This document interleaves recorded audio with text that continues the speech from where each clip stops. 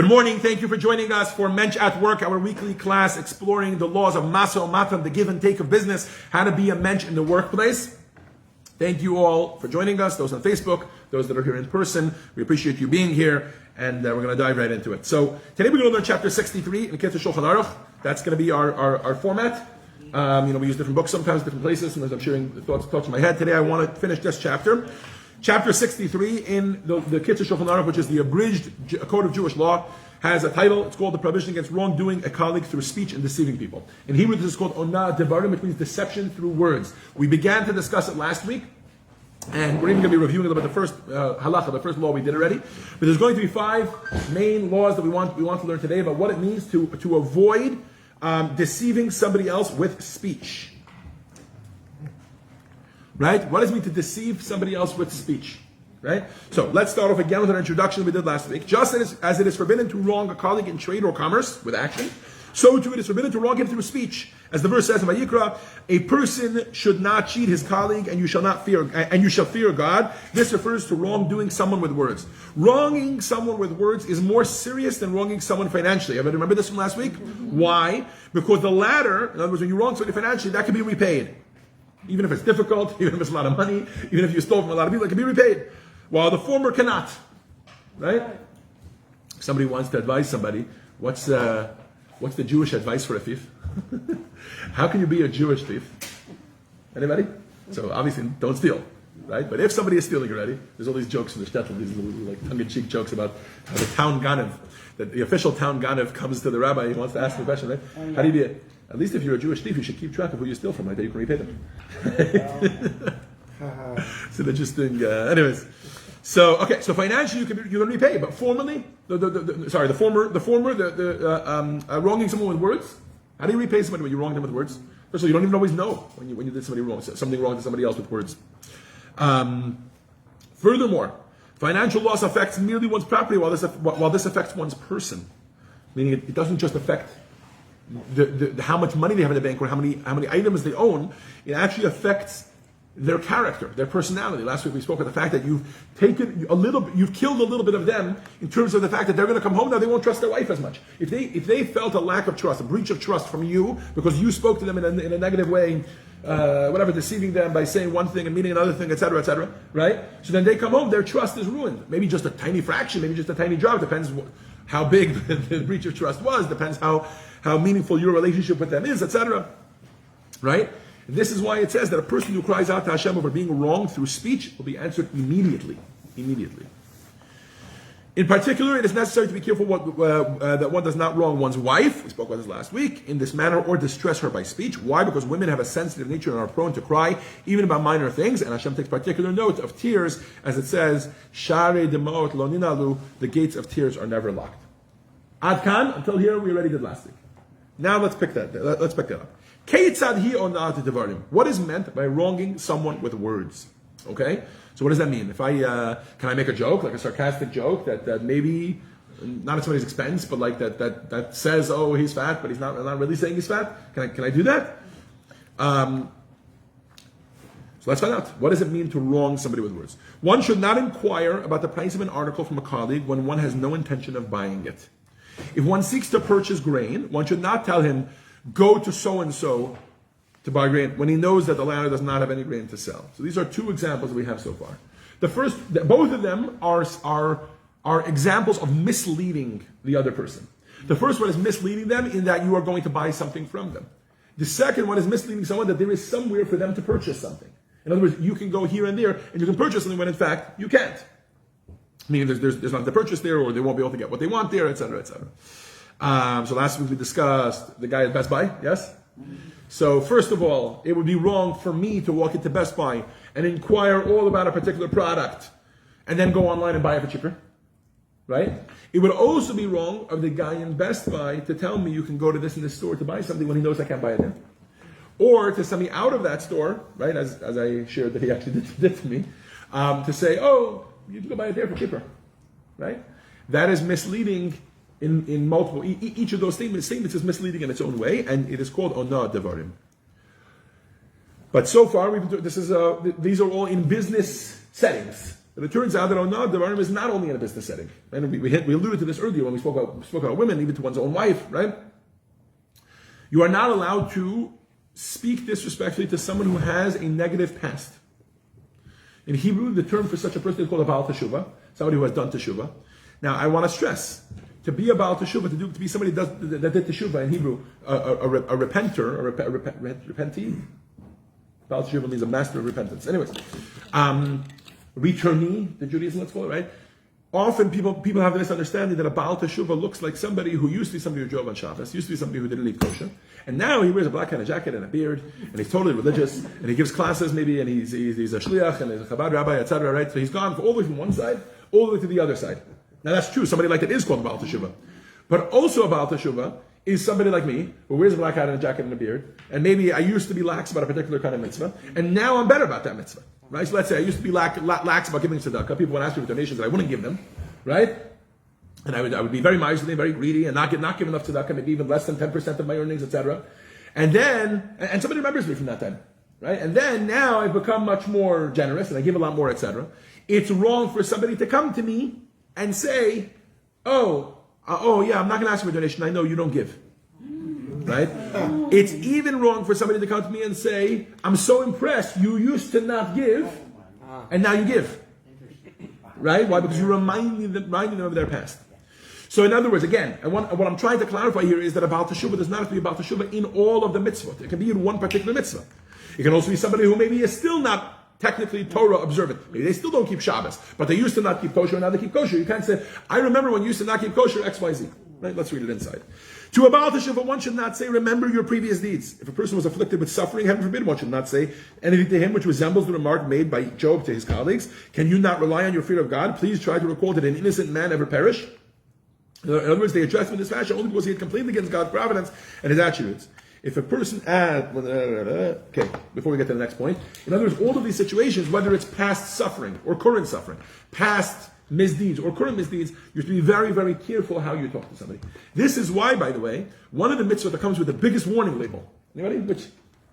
Maybe this. I think this might be the biggest one.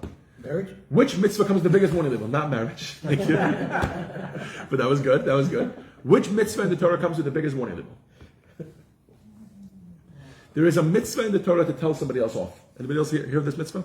No. To warn somebody if they're about to do an Aveira, or if they're doing something that's not allowed on Shabbos. You're supposed to mow. I don't know if you know, but this is not allowed on Shabbos.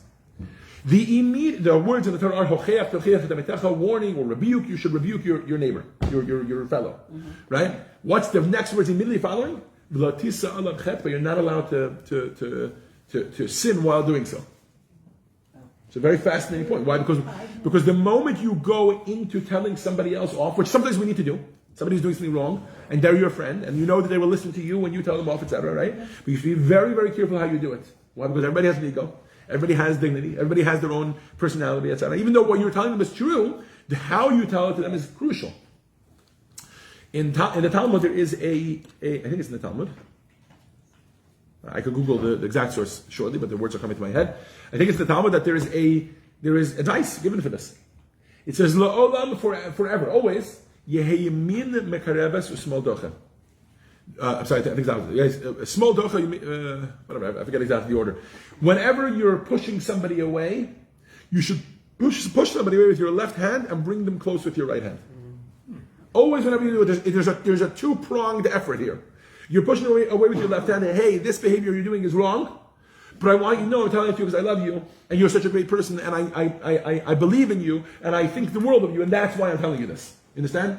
So you have to be very, very careful about this. This is obviously something that a shluchim of the Rebbe, as people in the field of Chabad work, right, they're always encouraging other people to do mitzvahs that maybe they're not doing right now. We always have to be very, very careful about. Yes, you could say something is wrong to somebody, but you have to be very, very careful when you tell them that as you're pushing them away, you also have to be bringing them close. And then bringing them close has to be with the right hand, not with the left hand. In other words, your average person, the right hand is stronger than the left hand, yes? So the drawing close has to be with the stronger hand, with the dominant hand, and the pushing away has to be with the weaker hand. Less so. Okay? Another example. If a person asks, I know there's two questions, so we're going to get them in just a second. If a person asks with regard to an aspect of wisdom, one should not approach a person unfamiliar with the subject and ask him, what is your opinion of this matter? The same applies with regard to similar matters which cause emotional aggravation. Whatever it is, if a person is asking a question in Torah, if a person is asking a question of in some particular field, and let's say I have a question, and I know that Chaim is not a expert in this field, or he's not familiar with this subject, I shouldn't ask him, and I shouldn't send somebody else to ask him. Why? Because it will automatically cause emotional aggravation. So this is how far Onat Devarim goes. Deception with words. You have to be very careful about the words you say and how you say them and who you send them to, right? And the way that you operate in this field. Okay. That was the first two halachot. We'll pause now for questions, and then we'll move in. You had a question? Yeah, I was going to say, so if you bring something up from the past but they've improved on, can you say like, oh wow, you lost a lot of weight, you used to like... You have to be very, very careful. You have to be very, very careful not to stress the things that they did in the past. You could say, I see you lost weight, that's amazing. You look so good. Yeah. You have to be very, very careful how you say it, yes. Yes. Only saying the good and not... Some people may go, why are you looking at my body? Yeah, no, it's... So, Right. so when you say that to, not to a guy necessarily, but you can say, There are other, there are other aspects. In other words, there's ways to talk only with positive. You look great. Yehuda, you look great today. That's it. You do. You look great. Thank you. That's what I thought. sometimes I say, that's a very nice, that sweater looks really nice on you. I hope I didn't offend you by saying that. Yeah. Right. People say that all the time. Yeah. I do that, Yeah. especially at work, which is what we're talking At work, about. yeah. Yes, which is what we're talking about. Exactly. Yeah. Okay. Marilyn, you have a question? Yes. Would it be an Avera to remind a Baal Shuva of their past? Yes. That it would be an It is Avera? expressly mentioned in halacha. Yes. And Aveira, I don't know if it's one of the I'm trying to find 300. the word. Right. So Aveira means a transgression. I don't know if it's technically one of the 365 transgressions. I think it's part of one. Yeah. I think it is part of one. It reminds not to offend people. It reminds people. Everybody needs to bring their spouses if you're married, because they remember when you did. Yeah, exactly. This and this, exactly. Yeah, very good. Be very careful. A few more questions. Yes. What about in terms Katarina. of what Miriam was saying? Okay, two things. Number one, it makes me think that, listen a lot and don't really speak much. That's true. There is such advice in Pirkei Avot. okay. In that his fathers it says, There is. "Emar ma'at v'aseh harbe," speak a little, do a lot. Yes. That's one of them. Yes. Siyag lachach mashtika, a fence for wisdom is to be quiet. Yes, Yes, absolutely. yes, yes. And then I know I'm not one to talk because I do a lot of talking, but yeah, go ahead. And based on what Miriam's question was, it's about encouraging. Like I know Miriam and I encourage ourselves a lot in this walk, but now I'm thinking, You walk together. no, No. in the Oh, the walk of in the- Yiddishkeit, of yeah, Judaism. yes, yes, Okay, yeah, I got it. and so it's just a matter of being careful but supportive and saying Mm-hmm. we're doing good. I mean, it's. Yes. I don't If want you- to yeah. offend anybody. Yeah, okay. So I guess one of the things we need to talk about in this field is, look, there's a lot of talk about how in today's day and age, the world has become very PC, and you can't say this, and you can't say that, etc. Right? Well, I say it. right. Yes. So, let me clarify something. When we say this, Yes. that's not that. Why? Why do I say that? Because when you're talking from in a general way, not about a specific person, actually the exact opposite is true. You have to be very, very clear. Particularly when you talk, let's say, if a rabbi is standing at a pulpit, he cannot avoid, reminds me of the joke. They say that a new rabbi was once, a Chabad rabbi was hired in a shul. The shul used to be whatever it was, conservative or maybe a little less, more lax, a little more modern. And they were going more religious. They hired a Chabad rabbi. The Chabad rabbi comes in and he's going to, so the first week he gives here's a sermon. And he talks about the mitzvah of mezuzah. Whatever, maybe it was the week of that parsha, whatever. He talks about the mitzvah of mezuzah. Oh, everybody should have mezuzah in their home and da-da-da-da-da-da. Fine. Beautiful speech. After the speech, the president comes up to him and says, Rabbi, such a great speech, such a beautiful speech. I have one little tiny, tiny thing that I want to tell you. There are some people in our shul that don't have a mezuzah on every door of their home. Maybe they have the front door, but they don't have the inside doors on every door. And you were talking about the halacha, and you were talking about how you have to have mezuzah on every door of your home. Maybe don't talk about that. It'll offend them. I figured, okay, strange request. No big deal. It's already ready to pass. Next week is a speech. It's all about mezuzah. It's all about tefillin, right? The president. Rabbi, I just want to clarify, like there's some people in our shul, they don't put it tefillin every day. Maybe they put it on Sundays with the rap club, but they don't put it every day. Don't talk about that, right?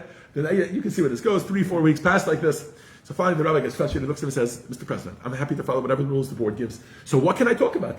He says, talk about Judaism. Why do I say this? I say this because truth and falsehood, and that what's true about the Torah, what's correct, what's real in the Torah, what's not, you have to be very, very clear about. But it doesn't mean that when I'm talking to somebody who doesn't do that, there's a sensitive way to do it when you're talking to them. You still can never tell them that driving on Shabbos is allowed. I'm sure many of you have been at classes where I've spoken about Shabbos, and I've spoken maybe even about and somebody has brought up that they drive on Shabbos. I can't tell them they're allowed to drive on Shabbos. Truth is still truth. The Torah is still Torah. There's a sensitive way of talking to somebody individually, which is, so one of the clear distinctions here is, when you're standing from the pulpit, you can talk even offensively to other people. Even if there's people in the crowd, in other words, that are going to be offended by what you're saying, because they know, oh my gosh, I'm not perfect in this regard. But you're speaking truth. Now, in order to be, if you're actually trying to encourage people to do it, you should also provide, advice and encouragement, how to do this, and whatever. But the truth still has to be truth. Everybody with me here? So I guess when you started talking about the journey of Judaism, meaning we have to be careful. Yes, you shouldn't offend somebody, but on the other hand, you cannot. Which I think is one of the things that bothers me about the way the world does it. In other words, in order to be PC, there's a lot of falsehood going on. Yeah. I often talk. I hope the Californians that are here in the room. I don't know. As Jews, we're never really native to anywhere, right? So I could bash Californians. Can I do that? I'm native No, Californian. but you're not really a native Californian. You're from Russia originally. You're from Poland originally. That's what I'm saying. My family, yeah. So I'm going to bash Californians. You're not a native I Californian. know I am. Oh, I'm native Los Angeles. Your grandfather's from where? Oh. That's what I mean. Well, wait a minute. Okay. My wife is a native Pasadenian. If by native we mean born here, sure. Yeah. Anyways, why do I say this? 5 generations. California? Ooh, there you go. Anyways, I have a feeling that you're going to be on my side with regards to this. One of the things that really bothers me about the California attitude versus the New York attitude is that Californians have this name for being much nicer to people. Why? Because they always wish good morning to their neighbors, right? Now, while they're wishing good morning to their neighbor, it could be the same day that they reported on their neighbor that they were too loud, whatever. It could be the same day that they whatever, all sorts of, they reported on their neighbor that the construction was too loud, whatever it was, right? In other words, it's a fake good morning. And I think that with all this PC culture that we have here in the US, this is just my opinion, this is not halacha, I think very often it means that a comedian, when he's standing on the stage, shouldn't say anything wrong about this and this group. Whatever it is. But in reality, we all know there's scum, right? Let's take anti-Semitism, for example, because that's when we're all on the same page here, right? A comedian, when he talks on the stage, should not say that Jews are bad, should not say that the Jews control the media. But between me and you, we all know Jews control the media, right? In other words, it's this PC culture where it's only a facade, it's not real. Here we're talking the exact opposite. Truth has to be truth. And you have to make sure that you're only speaking truth. You have to make sure that you're speaking properly in halacha's halacha and what Judaism believes. We don't even believe in apologetic Judaism. But you could choose what you say to a person in order to make sure not to make them feel bad, just to make them feel bad. In other words, as they're on their journey, and I guess this is where we've landed with our conversation. It really applies to a lot of other things. But we've landed on our conversation with regards to encouraging somebody in their Judaism when they're still on their journey of Judaism, maybe, which I think is really everybody, growing in their Yiddishkeit, that in that regard, you have to be very, very careful how you do it and sensitively, etc. Okay? Yes? I think that's one of my biggest struggles. This Okay, thank you for sharing. backhanded compliments, Right. I'll call it, right?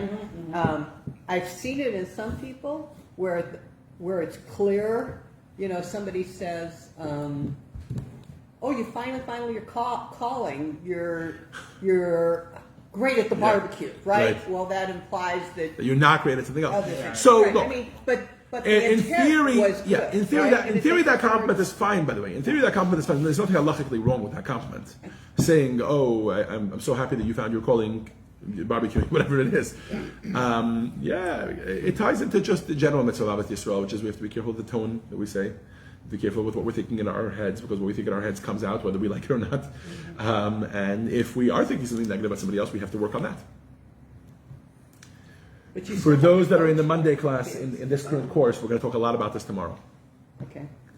It turns out that we have a lot more control on this than we think, and the way that you think about somebody else in your head and the way you see somebody else, even the things you observe about other people are a reflection of who you are and can be changed.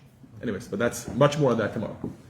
Right? The Kabbalah of meaning, lesson 5, meaning in the unchosen. That's what we're going to talk about then. Okay. Halacha number 3. We said there's 5, right? We're number 3 now. It is forbidden to call a person who has an uncomplimentary nickname by that name, even though he's already accustomed to being called by it and no longer embarrassed. If one's intent is to shame him, you're not allowed to call him by that name. This is also considered as wronging someone with words or not devarim, right? So whatever name it is, even if the name isn't officially derogatory, but it was used in a derogatory sense with regards to this person, right?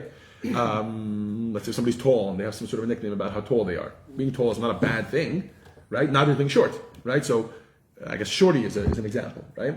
And sometimes shorty starts off as derogatory, and then slowly it becomes just, oh, that's the guy's called. You know what I mean? What if they call the guy like Gordon? Yeah. So it depends. So that's where I was going.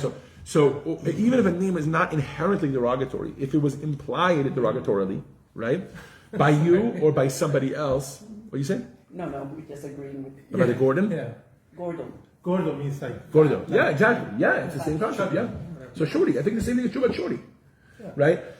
Is there something inherently wrong with being short? Is there something inherently wrong with being a little chubby? No, right? And when you call a kid that, you mean it actually in the most endearing way, right? Which is usually how these nicknames start. You start as a kid, and then as you go older. If it's meant, if A, the person takes it as derogatory, as offensive, or B, you mean it in a derogatory way, and maybe that's worse, by the way. Sometimes the person doesn't even know that you mean it offensively, right? But maybe there's other people around, and it's an inside joke or whatever it is. You're not allowed to call a person by that nickname. Number 4, it is forbidden to deceive other people. And this includes creating a false impression, even though one does not cause the other person any financial loss. And this prohibition applies to deceiving Gentiles as well. We discussed this earlier on in this course, that in this weekly class, that we're going to have to at some point get to Jews and Gentiles, right? And are there any differences in some of these mitzvot with regards to doing business with another Jew or doing business with a Gentile? So here we're seeing that onat devarim, the halacha, the law, the prohibition of using deceptive words is even to a non-Jew, okay? And he has an example for you, and this example is going to be so powerful because I think most of you would have thought this is allowed. Okay, ready? Mm-hmm. Okay. Thus, it is forbidden to sell to a Gentile meat from an animal which died naturally, if the Gentile presumes that it was ritually slaughtered. So, let's say you are a kosher butcher, and you have, obviously you're selling the kosher meat, right? But maybe you're a kosher butcher where you do a lot of the packaging. Anybody ever been to a butcher like that, right? Where most of the meat is not out. Like in Western kosher, for example, all the meat is out. And people take it. It's already prepackaged in little things and weighed and has a price on it. You choose it and take it and that's it. But I'm thinking one in Crown Heights. Oh, here, in Los Angeles, we have one called Ventura Kosher. Has anybody ever been there? Ventura Kosher is in the Valley. By the way, if you aren't shopping in a few different stores, it is cool to shop at different stores because each of them has different cuts and different things that they like. And maybe if you have a particular shechita that you like, different stores will have different things. I know, for example, I often go to, not often, but every once in a while I'll go to Ventura Kosher. Ventura Kosher has a counter. They don't have ready, maybe they have some prepackaged ready, like that you can grab and go. But for the most part, you want chopped meat. You tell them, hey, I want 2 pounds of chopped meat. He puts 2 pounds of chopped meat. You watch him do it. Sometimes they're even chopping it in front of you. And then they give it to you, and they give it to you, and you walk out, right? Now, so imagine a butcher like that. And he thinks to himself, you know what? There's non-Jews who shop in my store too. They come in. They like to pay the extra price for kosher meat, and maybe they're convinced it's more healthy, it's more this, it's more that, right? We're all familiar with this concept. We have non-Jewish friends who tell us all the time, "Oh yeah, I only buy kosher meat because it's whatever, whatever." Right? It's usually not true, but they convince themselves whatever. So as the butcher, you think to yourself, "This is perfect. I have animals that get slaughtered that are not kosher meat. Why? Because the slaughtering didn't go properly, or maybe because an animal died in the pen before it was slaughtered, right? So let me hold on to that meat." Anytime a non-Jew comes into the store and he asks for meat, I'll give it to him. And I don't tell him it's not kosher, and I don't tell him it's kosher. He presumes that it's kosher. Is this a problem? He doesn't care. There's nothing, from a Jewish perspective, there's nothing about him that needs to eat kosher meat. You're not allowed to sell him non-kosher meat that he is under the perception, he's under the impression that it's kosher meat, even if you're not saying anything to him. He may be bringing it to a Jew. It doesn't say that that's the reason. It doesn't say that that's the reason. Well, no. It's because, that might be one reason to be careful with it. No idea to presume something. Yeah, 100%. And you're right, that might be one reason for this. But that's not the reason here. Because even if it was something that somehow, maybe he told you he's going to eat it, maybe you're even going to watch him eat it, whatever, right? Maybe you're selling him ready barbecue and he's going to eat it. Maybe you're in a restaurant and you're going to sell it. You have a separate kitchen. This is such terrible practice. You have a separate kitchen. It's deceptive. That's the point. And onat devarim is prohibited even for a non-Jew. Similarly, if a person sells a colleague a defective article, he must inform him about the defect. This applies even if the article is priced appropriately to its defective state. So you're selling an iPhone. You're selling it 50% discounted. The person doesn't ask you why you're selling 50% discounted. The reason is because the battery is a very bad battery. You have to tell him that the reason you're selling it at 50% value is because right? Even if he doesn't ask you. Sometimes somebody asks you, why are you selling this iPhone so cheap, right? They usually sends your alarm bells off. I usually ask that, right? Yeah. But like on Facebook Marketplace, this is very common. You're selling on Facebook Marketplace to a non-Jew. I mean, you can't be sure, but 95% of the time it's going to be a non-Jew, right? Facebook Marketplace, a used item, you're going to sell it. You have to be clear to list the defects, right? Everybody always knows they have like categorizations. They're new, like new, used, like new, right? Well worn, well used, whatever. Like different. You have to categorize it properly. And you have to write if there's a particular defect. The drawer doesn't open. This is stuck. Whatever, right? There is no prohibition regarding deception when one gives a present, even though it appears more valuable than it actually is. So that's actually interesting. One exception to this is if you're giving me a gift. If you're giving me a gift of an iPhone, Vicky has a flip phone, and I want to gift her with an iPhone, and I have my old iPhone, and it's slow and it's cloggy and whatever. Doesn't make a difference. I can give it to her, and even if I shine it up and it looks all new, and maybe I put it back inside the box and it looks new in the box, doesn't make a difference. I'm allowed to give it to her and make the gift look better than it is. So when you regift, not that I'm accusing any of you of being regifters, but in theory, if you're going to regift, you are allowed to regift, and you do not need to say that it's used. You do not need to say just maybe for kashrus reasons, yes. Like if it's an item that you use for food, maybe you do need to say it for kosher reasons. But like let's say it's an iPhone or whatever, you don't need to say where exactly it is. Finally, the last halacha, number 5: a person should not invite a colleague to dinner when he knows that the colleague will not eat. You shouldn't invite a colleague to dinner when you know that they will not eat. This is a very, very convenient move that often people like to do. They like to get away with offering something to somebody. So they look generous. But they're not actually, maybe they are willing or not willing. I won't talk about what they're willing to give, but not willing to give. But they want to appear generous, but they know they're not going to need to give it. So they invite a colleague to dinner. They know they're intermittent fasting, and they're not going to say, 7 o'clock, he's not going to come for dinner. Say, I'm serving dinner at 7 o'clock, and you come. Right? Similarly, he should not offer him a present which he knows he will not accept. Same idea. It is also forbidden to perform any action in which one's statements do not express his true feelings. In Hebrew, this is called echad bapeh ve'echad balev. One in his heart, one in his mind. One in his heart, one in his mouth. One in his mouth, one in his heart. Trying to translate it literally as it comes out. Echad bapeh ve'echad balev. You speak one thing out of your mouth, and then you speak another thing, you mean another thing in your heart. You're not allowed to do anything like that, where you speak one way, but you mean something else. Oh, you look so skinny. And you're thinking to yourself, I can't believe she gained so much weight. Right? You can't do that. Sorry. Oh, wait a minute. Your wife. What about your wife? Your wife comes up to you and she says, "Do I look heavy Good in question. this dress?" Good question. What do you say? What do you do? I think you have to work on yourself so that she doesn't look heavy in the dress. It's a trick question. It is also forbidden to perform any action which one seems to not express his true feelings. For example, to make it appear that he honors a colleague when he does not feel that way. Stand up, walks into the room, and you're like, this guy is such an idiot. Right? You can't do that. Rather, one's statement should always reflect one's true feelings. One should speak truth and act with upright feelings and a pure heart. And with this, we conclude the chapter 63 in the abridged Shulchan Aruch, the abridged Jewish Code of Law, about Onah Devarim and Geneva Dahat, which means the prohibition against wronging a colleague through speech and stealing their mind or deceiving them. There's much more to say on this topic. I'm sure it'll come up much more as we go along through everything else. But with this, we'll conclude today's class on Mentsch at Work. Thank you all for joining us. 3 books? These are 3 books, yeah.